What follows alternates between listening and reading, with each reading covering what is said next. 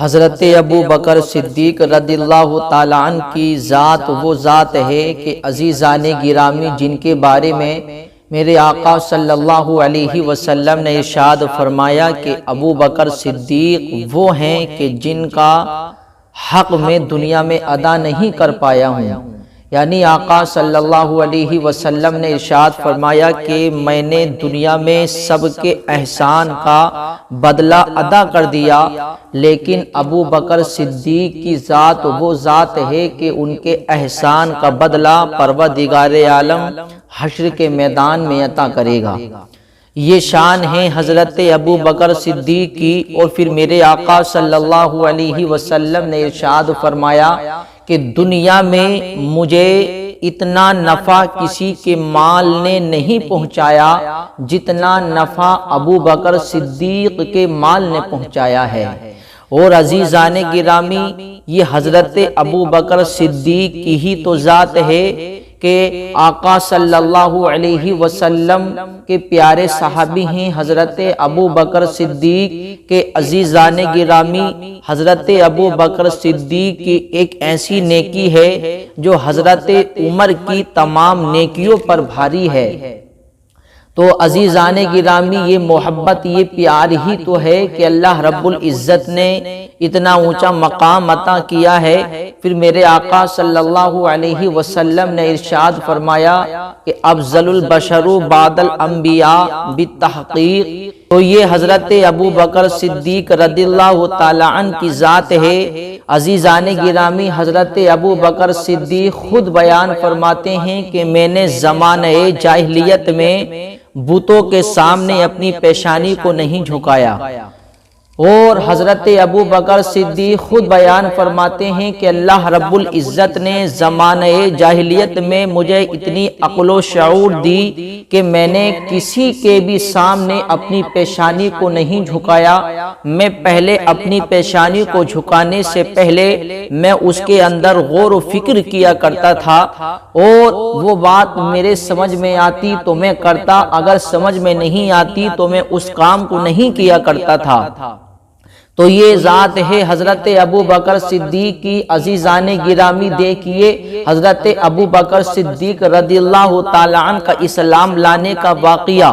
حضرت ابو بکر صدیق رضی اللہ تعالیٰ عنہ ملک شام گئے ہوئے تھے تجارت کے لیے، یعنی اپنا سامان بیچنے کے لیے ملک شام گئے تھے۔ پہلے کے لوگ تجارتیں کرتے اور دور دراز اپنا سامان لے کر کے جاتے اور اپنے سامان کو بیچ کر کے آتے۔ عزیزان گرامی حضرت ابو بکر صدیق اپنا مال تجارت لے کر کے ملک شام گئے۔ عزیزان گرامی وہاں پر حضرت ابو بکر صدیق سو رہے ہیں تو آپ نے خواب دیکھا۔ وہ کیسا خواب ہے؟ وہ خواب یہ ہے کہ آپ سو رہے ہیں تو کیا دیکھتے ہیں کہ ان کی گود میں آ کر کے ایک چاند گر پڑا۔ حضرت ابو بکر صدیق کی آنکھ کھل گئی، فوراً ایک راہب کے پاس میں گئے، جو وہاں کا راہب تھا اس کے پاس میں گئے۔ جانے کے بعد میں حضرت ابو بکر صدیق نے پوچھا کہ اے راہب بتاؤ، میں نے خواب دیکھا ہے۔ وہ خواب یہ ہے کہ جیسے ہی میں سو رہا تھا تو میری گود میں آ کر کے ایک چاند گرا ہے۔ بتائیے اس خواب کی تعبیر کیا ہے؟ بتائیے اس خواب کی تعبیر کیا ہے؟ کیا اس خواب کا مطلب اچھا ہے یا اس خواب کا مطلب اچھا نہیں ہے؟ تو عزیزان گرامی اس راہب نے حضرت ابو بکر صدیق کا خواب سنا۔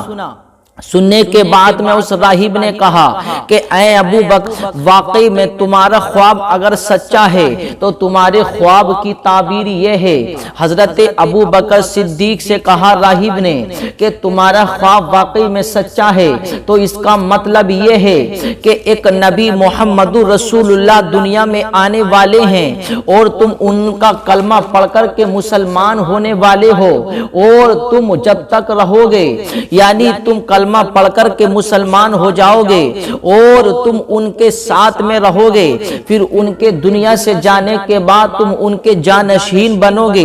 عزیزان گرامی، حضرت ابو بکر صدیق نے اپنے خواب کی تعبیر سنی، سننے کے بعد میں فوراً عزیزان گرامی آقا علیہ السلام کو تو پہلے ہی انہوں نے دیکھ رکھا تھا، لیکن وہ یہ چاہ رہے تھے کہ یار نبی کے بارے میں کوئی ایسی بات سن لوں کہ میرا ایمان اور زیادہ مضبوط ہو جائے، مجھے اور زیادہ یقین ہو جائے، مجھے یقین کامل ہو جائے۔ عزیزان گرامی دیکھیے، حضرت ابو بکر صدیق آئے ہیں، ملک شام سے جلدی سے آئے، اپنا سارا سامان تجارت کیا، تجارت کرنے کے بعد فوراً مکے میں آئے۔ عزیزان گرامی اپنا سارا مال تجارت کیا، اپنا سارا مال بیچا، بیچنے کے بعد میں فوراً آقا علیہ السلام کی بارگاہ میں حاضر ہوئے۔ حاضر ہونے کے بعد میں میرے عزیزوں آقا علیہ السلام کے سامنے دو زانو ہو کر کے بیٹھ گئے۔ عزیزان گرامی پھر میرے آقا علیہ السلام مسکراتے ہیں، مسکرانے کے بعد میں میرے آقا نے ارشاد فرمایا، اے ابو بکر کیا ابھی کلمہ پڑھنے کا وقت نہیں آیا ہے؟ کلمہ پڑھ کر کے مسلمان ہو جاؤ، کلمہ کیوں نہیں پڑھ لیتے؟ تو حضرت ابو بکر صدیق نے تو اس خواب کی تعبیر سن کر ہی پہلے ہی یہ دل میں ٹھان لیا تھا، اب کچھ بھی ہو جائے مجھے اس نبی کا کلمہ پڑھ کے مسلمان ہو جانا چاہیے۔ عزیزان گرامی لیکن حضرت ابو بکر صدیق یہ سوچتے ہیں، یار میں نے خواب تو دیکھ لیا لیکن اپنے ماتھے کی نگاہوں سے اس نبی کا کوئی معجزہ اور دیکھ لوں تاکہ مجھے اور زیادہ یقین ہو جائے، تاکہ مجھے اور زیادہ یقین حاصل ہو جائے، تاکہ مجھے یقین کامل ہو جائے۔ عزیزان گرامی دیکھیے، میرے آقا علیہ السلام سے کہتے ہیں کہ اے محمد واقعی میں آپ کو اللہ کا سچا رسول جانتا ہوں، واقعی میں آپ کو اللہ کا سچا نبی جانتا ہوں، میں آپ کا کلمہ پڑھنے کے لیے تیار ہوں، لیکن میں یہ چاہتا ہوں کہ اپنی ماتھے کی نگاہوں سے آپ کا کوئی معجزہ دیکھ لوں، کیونکہ جو نبی ہوتا ہے وہ معجزہ لے کر کے آتا ہے، اس لیے آپ کوئی معجزہ دکھا دیجئے تاکہ مجھے اور زیادہ یقین ہو جائے، تاکہ مجھے یقین کامل حاصل ہو جائے۔ اللہ اکبر! جیسے ہی حضرت ابو بکر صدیق نے اتنا کہا تو میرے آقا علیہ السلام مسکراتے ہیں، مسکرانے کے بعد میں ارشاد فرماتے ہیں، اے ابو بکر ملک شام میں خواب دیکھا ہے، راہب نے خواب کی تعبیر یہ بتائی ہے کہ ایک نبی ہے، اس نبی کا کلمہ پڑھ کے تم مسلمان ہونے والے ہو، اس نبی کی صحبت میں تم آنے والے ہو، اس نبی کے پاس میں تم جانے والے ہو، تو بتاؤ یہ تم نے خواب دیکھا ہے تو وہ کافی نہیں ہے کیا؟ وہ خواب دیکھا ہے تو وہ کلمہ پڑھنے کے لیے کافی نہیں ہے؟ حضرت ابو بکر صدیق نے اتنا سنا، سننے کے بعد فوراً کہتے ہیں، واقعی میں گواہی دیتا ہوں اور میں کلمہ پڑھتا ہوں، لا الہ الا اللہ محمد رسول اللہ۔ ارے جو اتنی دور سے میرے خواب کو دیکھ سکتا ہے اور راہب کے تعبیر بتانے کو سن سکتا ہے تو واقعی میں وہ سچا نبی ہے، واقعی میں وہ اللہ کا سچا نبی دنیا میں بن کر کے آیا ہے۔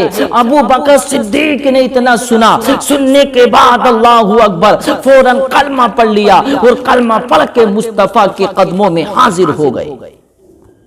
تو عزیزان گرامی دیکھیے، اللہ رب العزت جب کسی کو توفیق دیتا ہے تو ایسے ہی دیتا ہے۔ حضرت ابو بکر صدیق نے کلمہ پڑھ لیا، کلمہ پڑھ کر کے مسلمان ہو گئے، آقا علیہ السلام کی صحبت میں آ گئے۔